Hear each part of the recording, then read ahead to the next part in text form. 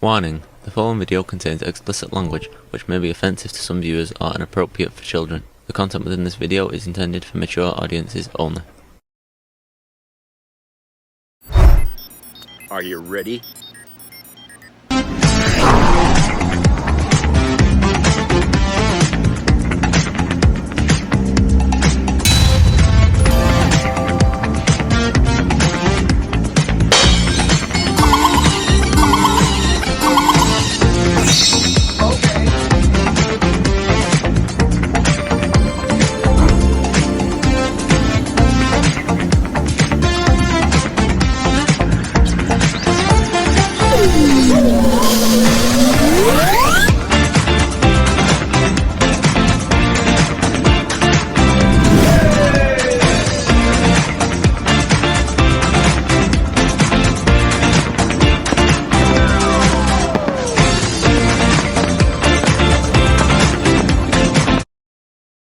Hello everybody, it's Jeff.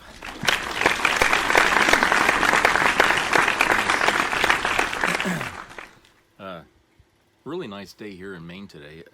Really sunny, and it was actually about 10 degrees warmer than it was yesterday. But it was really nice out, and so, you know, I enjoyed the day. Went out, and I have a project here that I need to do, and it's my vehicle, trying to get it repaired so that I can pass an inspection. So that's been like my to-do here for right now. So anyway, on Fox News, they had interview. Brett Baer from Fox interviewed Kamala Harris. Was it yesterday or the day before? I can't remember, but and apparently, she did pretty well. She wasn't afraid to go on Fox. Everybody knows it's a Republican bastion, especially, Trump people. It's showing more courage than Trump is right now, because Trump won't talk to 60 Minutes. He won't talk to MSNBC. He won't even debate Kamala, again. And so she goes on Fox and basically showing him up, saying, look, I ain't afraid. Why should you be? She went on there, and Brett Baer apparently wanted to, be tough with Kamala during the interview. It didn't get him anywhere, and he admitted as much, I guess, when they spoke to him after the interview, handing the victory over to her. But it's like, well, it wasn't supposed to be a debate, okay? It was supposed to be more of a question and answer kind of thing.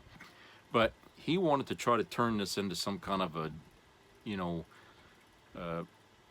debate where like he's running for president or something. But I don't know. It was just very bizarre the way he went after her, and he was being rude, and he just wouldn't let her try to finish her answers and stuff. And he's already jumping on her for something else. It's like, hey, wait, whoa, back off here. This is an interview. This isn't a fucking, attack like we're at a goddamn debate, okay? And, yeah, you'd expect that at a debate, but no, this is different, And Trump, for some reason, feels like if he goes on 60 Minutes, it's going to be like that. It's going to be a debate. I don't think that's the way it really is going to be. I just think that he doesn't really want to be questioned about anything, because it's embarrassing for him that he doesn't have answers that people like to hear, and then plus he always falls back on his old trope about immigrants, and they're bringing poisons, and they're making crime rates go up and all that, when there's no proof of any of that, okay? And he just knows that people really aren't interested in hearing that. We're bored sick of hearing that stuff, and the minute something happens, like he hears a fight in a neighborhood or something like that, he blows it all out of proportion just to say, see, I told you. And all of a sudden, before you know it, you got his asshats that follow him going around doing his bidding, threatening this people and threatening authorities, and, stirring up shit. And so, he's nothing but a troublemaker. That's all he is. And as president, he's going to have more power to do more trouble, and we really don't need that right now, okay? Really. We don't need more trouble. What we need is to keep going on the path we are, thanks to Joe Biden. We need to continue down that path, okay, to making things better. Because believe me, there's still much that needs to be done. Even Joe admitted that while he was president, that there's still so much to be done. And if it wasn't for Republicans always standing in the way, he would have gotten further to getting things done in this country. But for some reason, you know, Trump doesn't want anyone doing better than he would do. So, you know, it's his nuts in the ringer, as it were, because if he loses this election, you know, he's going to be facing some goddamn criminal charges and stuff that otherwise he can't erase, because he won't have the executive authority to do that. Okay, but anyway, I'm gonna play this video for you. It's about 10 minutes long. It talks about that that interview from Fox News, and then I'll catch you on the other side. So here's the video. I actually think this is a different take. I think she had a mission that she wanted to do, and maybe she wanted to have a viral moment. She wanted to have a pushback. She came to Fox News and she wanted to have a go after Donald Trump viral moment that plays on a lot of other channels and on social media. And I think she may have gotten that. If you are looking for a concession of defeat, it doesn't get much clearer that that is exactly what Bret Baier is offering here. And here's the thing, while this might have been a platform for Kamala to defend her positions, in fact it was Bret Baier who went into this interview with the agenda. Remember, he came in here already under fire by Donald Trump, who just days ago posted this on the Truth Social. Lion Kamala Harris has wisely chosen Bret Baier of Fox News to do a much needed interview because he is considered to be fair and balanced, though often very soft on those on the cocktail circuit left. I would have preferred seeing a more hard-hitting journalist, but Fox has grown so weak and soft on the Democrats, constantly polluting the airwaves with unopposed Kamala representatives, that it all doesn't matter anymore. And so it was Bret Baier who needed to do what all Republicans eventually have to do, which is show Daddy Trump that he too could be a good little foot soldier and fall in line. And so he came in with guns blazing to the point where Kamala Harris could barely answer a question without Baier falling over himself to make it abundantly clear that he wasn't as soft as Donald Trump claimed he was. At the beginning of our administration, within practically hours of taking the oath, the first bill that we offered Congress, before we worked on infrastructure, before the Inflation Reduction Act, before the Chips and Science Act, before the bipartisan Safer Communities Act, the first bill, practically within hours of taking the oath, was a bill to fix our immigration system. Yes, ma'am. It was called the U.S. Citizenship Act of 2021. Exactly. It was essentially a pathway to citizenship for the... Yes, ma'am. May I finish responding, please? But you have to let me finish, You please. had the White House and the House and the Senate, and they didn't bring up that bill. I'm in the middle of responding to the point you're raising, and I'd like to finish. Yes, ma'am. We recognized from day one that, to the point of this being your first question, it is a priority for us as a nation and for the American people. And our focus has been on fixing a problem. And from day one, then, we have done a number of things, including to address our asylum system and put more resources, getting more judges, what we needed to do to tighten up penalties and increase penalties for illegal crossings, what we needed to do to deal with points of entry between border entry points. That's the work we did, and we worked on supporting what was a bipartisan effort, including some of the most conservative members of the United States Congress, to actually strengthen the border. That included trafficking of drugs, guns, and human beings. And Donald Trump, but let me just finish. Six Democrats voted against that bill. Learned about that bill and told them to kill it because he preferred to run on a problem instead of fixing a problem. And in this election, this is rightly a discussion that the American people want to have. And what they want are solutions, and they want a president of the United States who's not playing political games with the issue, I hear you. but actually is focused on fixing it. Remember Giuliani's 2008 presidential run, where everything out of his mouth was mocked as being a noun, a verb, and 9/11? Well, if Republicans today aren't vilifying immigrants at all times, then they're not doing their jobs. And Bret Baier not only spent the majority of the interview discussing immigration, but at no point did he bother conceding that the only reason that there isn't any strong immigration law in the country right now is because Donald Trump wanted to preserve the issue to run on. At no point did he bother conceding that when Trump and Republicans had full control of government from 2021 to 2023, did they bother passing a border security bill, opting instead to rely on temporary restrictions predicated on the COVID outbreak. I don't know how to make this any clearer. Republicans will prey on your fears about immigrants while at the same time doing their level best to ensure that nothing material changes at the border, because their goal isn't fixing any problems, it is entrenching and exacerbating them for their political benefit.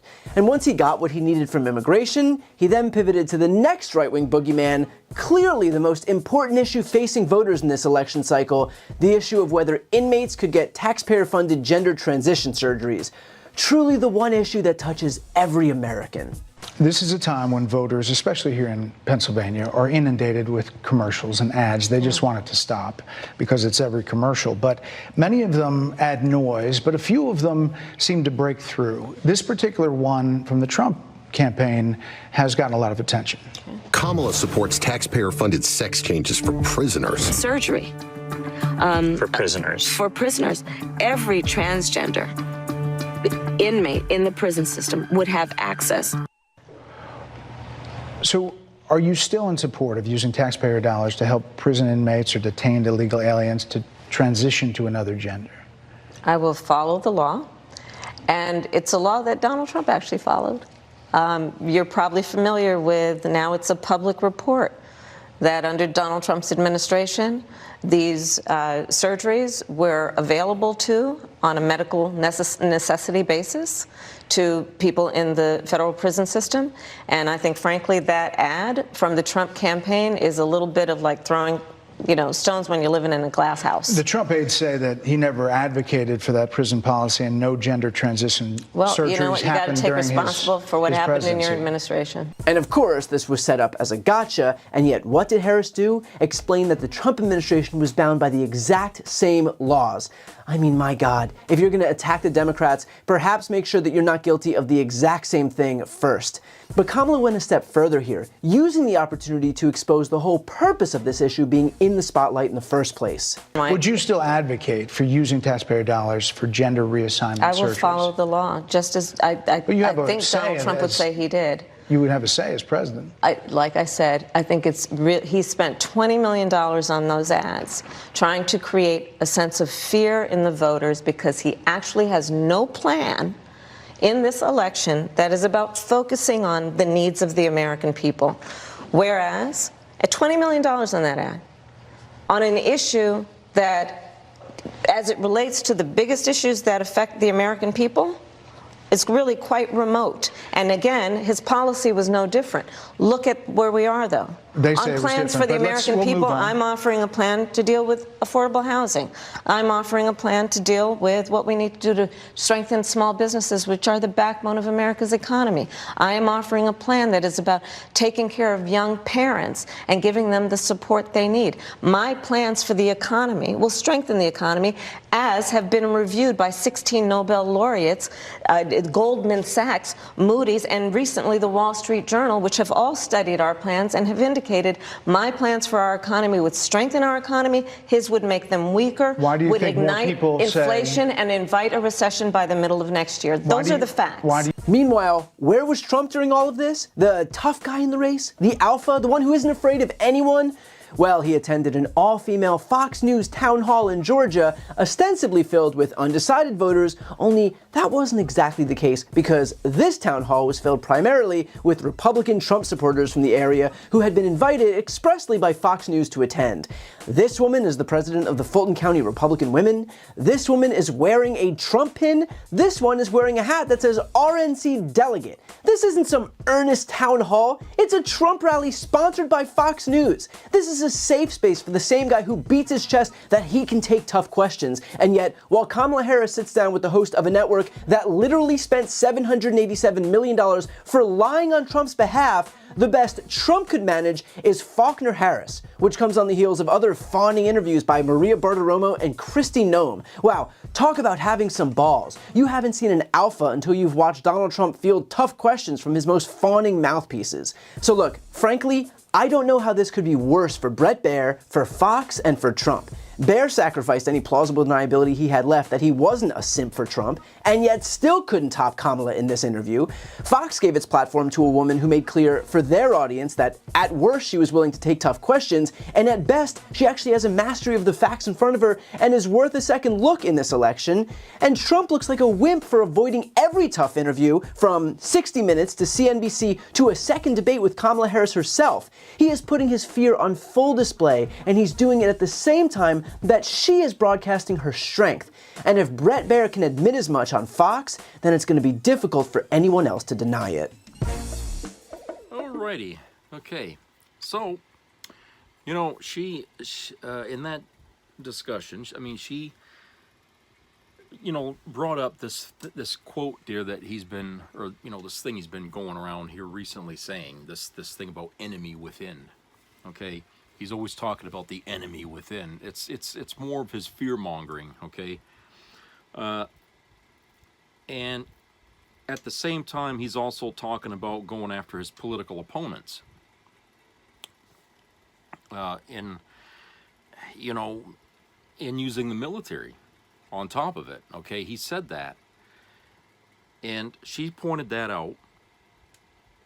You know, that, him doing these things, saying these things, is proof in itself that he's unfit to serve as president. Okay? He's dangerous, and he's selfish. I mean, that's the only reason why he's talking like this. He's selfish because he only cares about protecting his own ass from the prosecution that's to come if he loses this thing. And, you know, for him to threaten the military to go after everybody who's tried to go after him, I don't know, you know, how anyone can look at that as anything but being a dictatorial motive. You know, it's, you know, the right wing is always accusing the Democrats of trying to be dictators and being fascists and communists and every other is that can come up with, okay? But at the end of the day, who's the one talking like that? Hey, Kamala, it's Trump. He's the one that's talking like that, okay? And yet the MAGA people live in this cloud where they hear nothing. They can't make any connections. They don't know how to connect the dots. They have no critical thinking skills. These are people who live in a wonder world, all right? And they won't listen to you if you say anything bad about their orange Hitler, okay? They just won't do it. They won't say it. They won't talk to you. They won't answer any questions about it. No, it's a cult. It's a fucking cult, people. That's what it is. That's what cults do. How do you think Jim Jones got all those people down in that island, or wherever the hell he was here, to drink the goddamn poison that got them all killed? Cult. Even though some of them suspected that what they were about to do was not right, they did it anyway. They couldn't help themselves. Okay? When they had the numbers to just overthrow that son of a bitch. No, instead they became willing sheep. Okay? That's what a sheep is, okay? When they will follow you off a cliff. That's what they're doing. That's MAGA. A fucking sheep. All of them. You know? And they ought to be ashamed of themselves, really, to even put their support for Trump on their front yards, on their vehicles, on their heads, okay? They really, because they're really, what they're saying is, you know, I'm an idiot, you know? And when they're wearing that shit, you know what they're all about. Bigotry, racism, you know, fascism, violence, okay? You know what they're about. Their stupidity is what makes them that way, because they don't know any better. And, you know, basically that's what Kamala is trying to, you know, tell people in a more polite way than I just did. That these people are dangerous. In one word, dangerous. I know that doesn't mean anything to MAGA because, like I said, they they wouldn't understand what she's saying unless I use that language here for the ITI, you know. But that's what it is. These people are dangerous. It's not weird. It's just dangerous. And there's so much evidence to show, excuse me, so much evidence to show that these people are that unstable and that their leader is equally unstable, which is, you know, hey, birds of a feather flock together, right? So, you know, the president should be able to handle criticism without having to lock people up. I mean, you know, if you're a president, you ought to be a man enough or a woman enough to be able to take criticism. Trump can't. This goes all the way back to before he ran for president the first time, when Obama was roasting him at a dinner, and Trump wasn't laughing. Everybody else in that room was laughing except Trump. I mean, he was making fun of Trump because he was joking about that birther fucking thing that he started, that Trump started. He was saying, oh, he ain't American, he wasn't born here, and that went on and on and on. Well, Obama made fun of that, okay, and everybody was laughing, and he sat there boiling, and that was right after that he decided he was going to throw his hat in the ring to run for president. Well, it didn't matter if he won or lost because that was Obama's last term, okay, but he was gonna run for president, okay. He's so easily enticed, He's not a stable person. Even then he wasn't. And today he's even less stable than he was then, because everybody that says anything about him, like Taylor Swift saying I support Kamala, I hate Taylor Swift. He writes that on a fucking social web page or whatever the hell he's got there, Truth Social. You know, and anybody else that comes out, you know, and disses him, I hate this one, I hate that one. He's so easily provoked, you know. And do you want a guy like that in charge of the nuclear codes, sitting at the White House? If somebody like Xi or Putin or somebody throws an insult at him, you really want that? You'd be better off with J.D. Vance sitting there in the White House than that bastard, okay? But no, this guy takes everything personal. He's not stable. He's not fit to be president. And there's a lot of reasons why he shouldn't be running for president, not to mention his criminal record, okay, and the fact that he raped a woman and he's you know, stole national secrets, okay. All these things is enough to say, why is he running? He can't be running. That's not America. America would not stand for that if we were following the rules. But because he paid some fuckers in the Supreme Court and other judges to run cover for him, that's the reason why he's running. So basically, he's breaking the law by letting other people fall on their sword for him, okay? I don't think the Founding Fathers ever thought that through. Like, you know, what can a person do to get away with running for president, even if you incited a riot or said all these anti-American things or broke the law or did this or did that, and you know what I'm saying? They never thought that a day would come when some jerk-off son of a bitch would come out and run for president, okay, with a record like that. Okay, he has a rap sheet. He's running with a rap sheet. Kamala is running with a resume. Okay, who do you think you ought to vote for? All right, let's go to a commercial break. We'll be right back.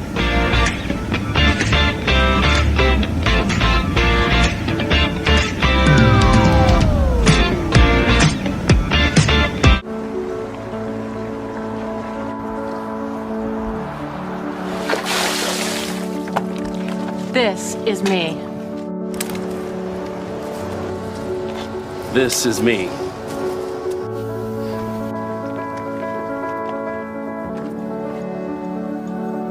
This is me!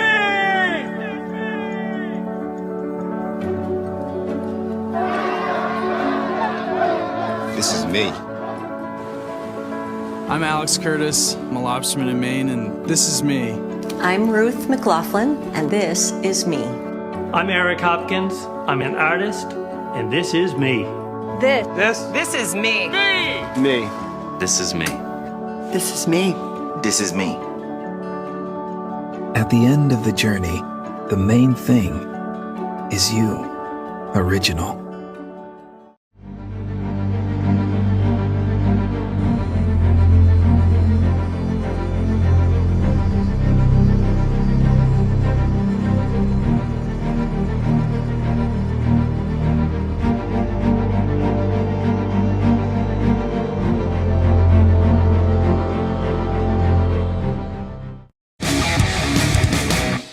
People come in, they're very sick, very sick. They're coming into our country. They're very, very, very sick with highly contagious disease, and they're let into our country to infect our country, and they're coming in at numbers that nobody's ever seen before. They're poisoning the blood of our country. That's what they've done. America's presidents have always brought something unique to the White House.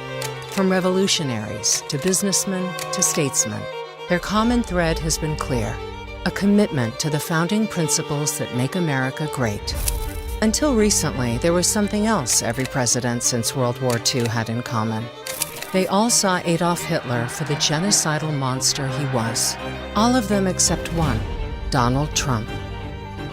After 80 years of presidents who despised Nazism, Donald Trump became the first one to praise it. They're poisoning the blood of our country. It's sick. It's wrong. And the Republican Party is defending it. And if you're a Republican voter, it's time to ask yourself, is this who you are? Because if you're still defending Donald Trump, the answer is yes. Trump has never had an issue telling you who he hates. I hate Taylor Swift, the former president posted in all caps. But he hates more than just celebrities and politicians. He also hates Muslims. Donald J. Trump is calling for a total and complete shutdown of Muslims entering the United States. And Jewish people. If you're Jewish, if you vote for a Democrat, you're a fool. And minorities of all types. I didn't know she was black until a number of years ago when she happened to turn black. Is she Indian or is she black? Look at my African American over here. Look at him. He hates union workers and government employees. He hates his own former staff, even his former vice president.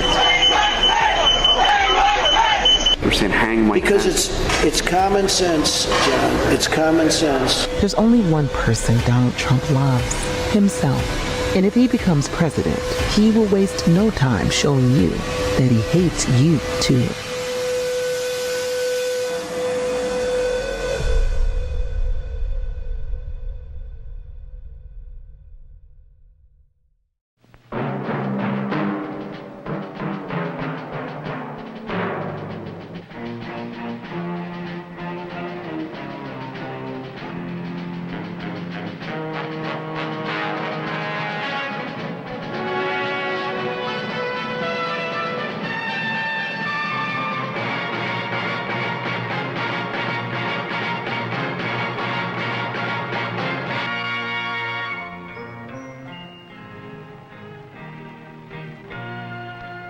Some people have a deep, abiding respect for the natural beauty that was once this country.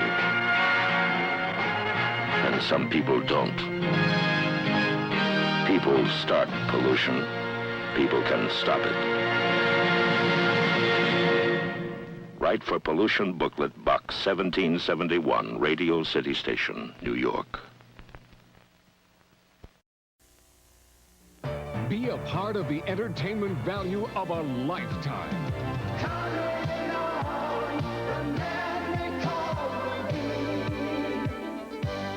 I loved it.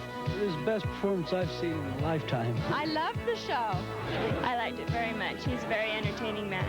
It's well worth the money. Now appearing in Charlottetown, coming to Halifax November 6th to the 18th, and St. John November 20th through the 26th.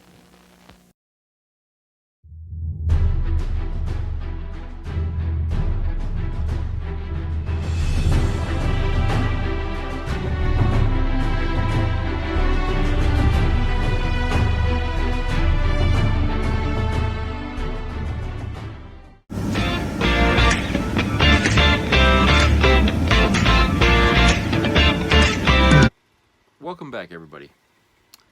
All right, here's an article I want to read to you here, which is kind of funny.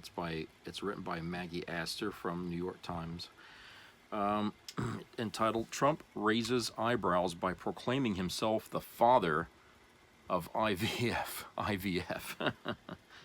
His campaign said the comment, which he said at an event focused on women's issues, was, quote, made in jest, unquote. Really? Because that's not how it sounded when he said it.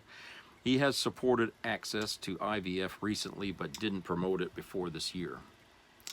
Former President Trump declared himself the father of IVF in a town hall event Tuesday focused on women's issues, an eyebrow-raising nickname that was his latest attempt to claim an advantage on a matter that has become a political liability.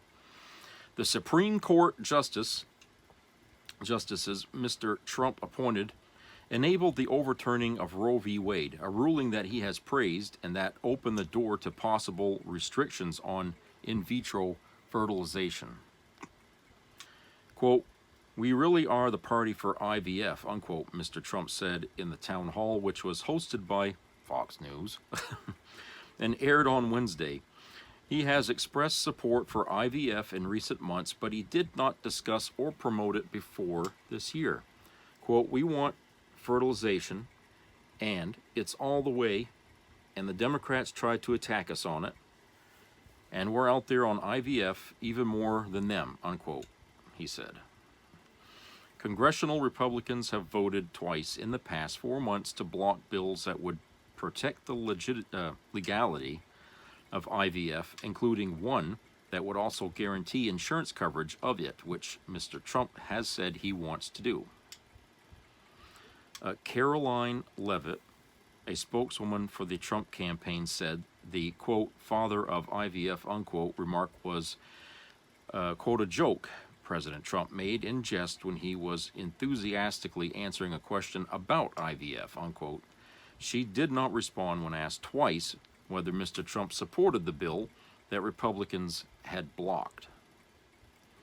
The availability of in vitro fertilization has been an issue in the 2024 campaign for the presidency and Congress since the Alabama Supreme Court ruled this year that it was illegal because embryos were children under the state's constitution. IVF, a common fertility procedure, typically involves creating multiple embryos and either discarding or indefinitely freezing unused ones. The state legislature then passed a law that shielded IVF providers from liability, but did not address the legal status of embryos. The near total abortion bans passed in some states since 2022, when a conservative supermajority on the Supreme Court, 3 members of which Mr. Trump appointed, overturned Roe v. Wade, have opened the door to potential bans or restrictions on IVF. But so far, no other state has followed Alabama's lead. Mr. Trump said, as he has before, that he learned how significant the Alabama Supreme Court ruling was from Katie Britt, the state's junior senator and a Republican. Quote, "I got a call from Katie Britt, a young, just a fantastically attractive person from Alabama." He said, quote, "She's a senator, and she called me up like, emergency, unquote." He added that he had asked Miss Britt to explain to him what IVF was before concluding that he supported it. He says he's the father of IVF, but yet he needed someone to explain it to him what the hell it is. What a dickwad. Okay. In the hour-long town hall event, Mr. Trump also doubled down on his description of his political opponents as an, quote, enemy from within, unquote. Here we go with that again. Okay.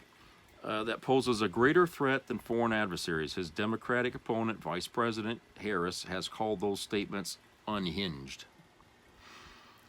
Ms. Harris responded to his IVF comments before leaving Detroit on Wednesday. Quote, "He should take responsibility for the fact that 1 in 3 women in America lives in a Trump abortion ban state," unquote, she said. Quote, "What he should take responsibility for is that couples who are praying and hoping and working toward growing a family have been so disappointed and harmed by the fact that IVF treatments have now been put at risk," unquote. She also added, quote, "Let's not be distracted by his choice of words. The reality is his actions have been very harmful to women and families in America on this issue," unquote. Yes, it certainly has. For a person who hasn't been president for 4 years, he really has done more impact in this country than he really should be allowed to have done. Okay, but that's the way it is when you got lots of money, and you can buy influence and you can buy people. You know, you can get away with stuff like that, and that shouldn't be the way our government ought to be run. Okay, if you're elected into a position of power and stuff, well, that's one thing. But if you're on the outside and you're using money to influence legislation, that shouldn't be allowed. Okay, and I know for a lot of people are going to say, well, that's the way it's always been. Yeah, that's the way it's always been. It doesn't have to be that way, though. Okay, I don't think the people who started this country, this government, and intended for wealthy people to get their way all the fucking time because they got money. They wanted it to be a more fair running nation where everybody has an equal say. Not because one's rich or poor, but because we're human beings, we're Americans. Everybody should have their say. But nobody with money should be allowed to overshadow large swaths of the public whose opinions might be the majority opinion, but are overlooked because, hey, this guy over here has got millions of bucks to throw in our coffers. Okay, that is not the way it's supposed to work. That's not a democracy, folks. That's not the way it works. When you say what the majority wants is what the country has to give, well, that's the way it works. Okay, right or wrong, that's how it has to work. You have to convince people by word of mouth, by arguing your case, not by paying or padding their wallets, or stuffing their pockets with money. Okay, that's not the way it's supposed to work. And Bernie Sanders had laid that out when he was running for president, way back when. Okay, and he said all the same thing. He'd been saying that case for years, as a senator and when he was running campaigning. His message has never changed on that. Money in politics is destroying the country. And when you get people like Donald fucking Trump who are running for a seat, that money is what did it. Money is what's got him into it. Okay, and in a better America, he never would have set foot in the fucking White House, period, because he's just not qualified. He wasn't qualified before, and he's even less qualified now. Okay, so that's the way it goes.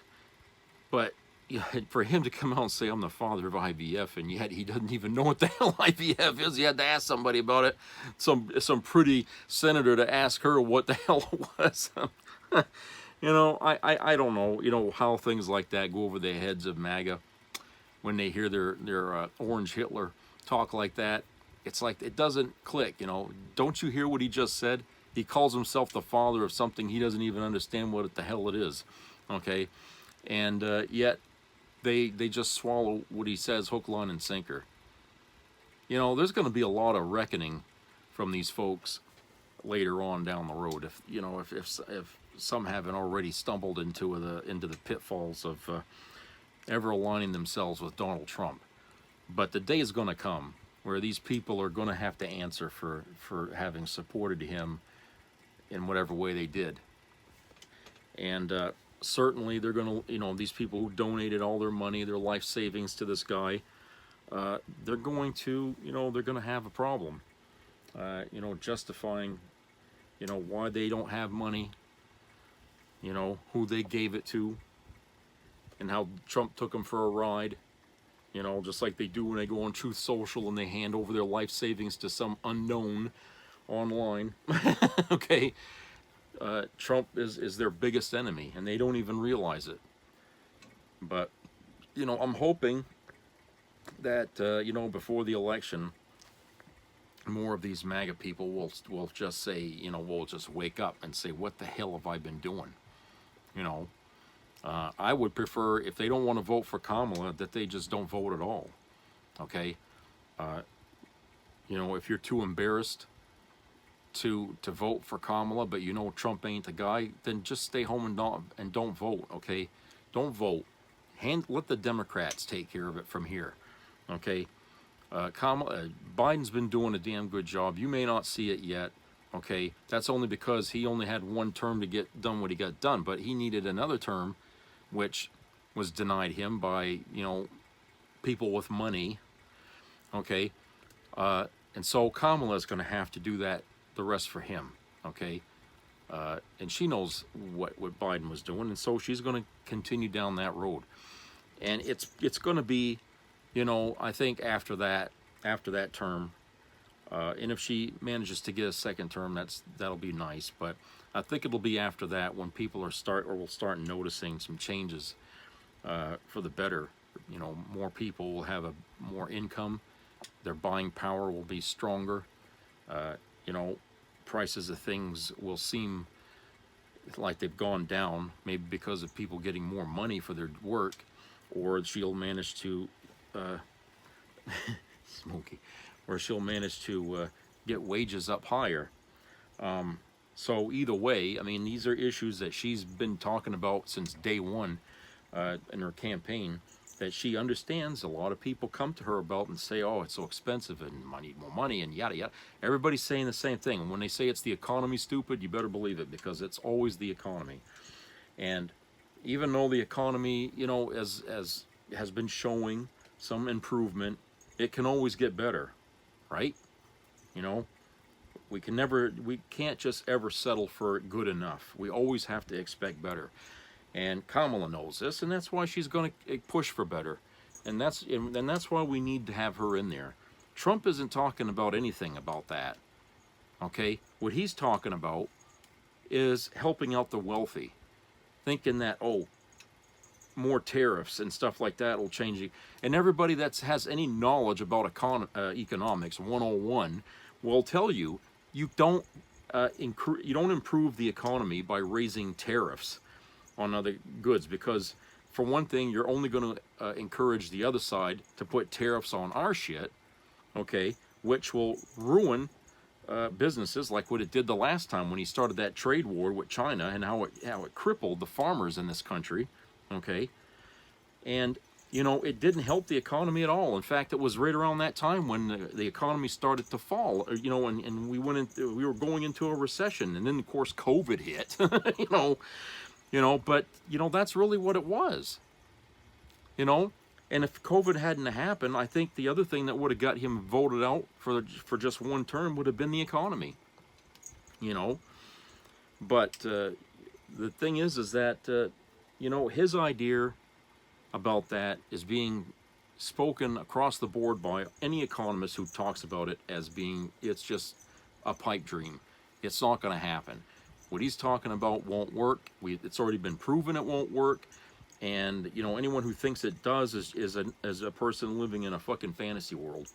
People who know more about economics than Trump, because Trump is no brain when it comes to economy, right? This was a guy who ran a casino where people were giving him money. Okay, they were giving him money at his casino, and he went bankrupt. Okay, so please don't come to me and say the guy's a businessman and he knows what he's talking about. No, he doesn't. How many times did he go bankrupt? 6, 7 times in his fucking life? That's not a guy that knows what he's doing. He even hired accountants and people to help him with his money, and he still fucked it up. You know, Jesus.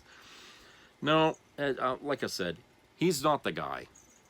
If the reason you're voting for him is because you think the economy is going to get better, he's not the guy. He is not the guy. You have a better chance with Kamala in there, okay? The proof is already in the pudding. If you want to look at Biden's record, Kamala is going to just work to improve on the same. That's what she's going to do. All right?